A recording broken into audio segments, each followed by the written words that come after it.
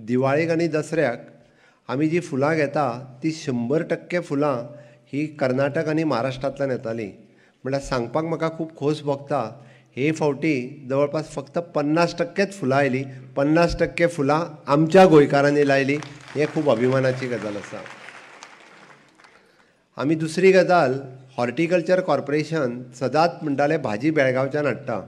पण आमच्या हॉर्टिकल्चर कॉर्पोरेशनान तुमी लायिल्ली भाजी खरेदी करपाक सुरवात केली.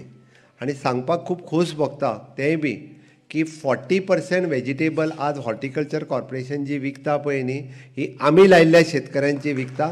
हेंय सांगपा खातीर खूब खोस भोगता. आमी हांगा बसलेल्याची प्रत्येकाची जागा 50,000 स्क्वेअर मिटराच्या वयर एग्रीकल्चर आहा.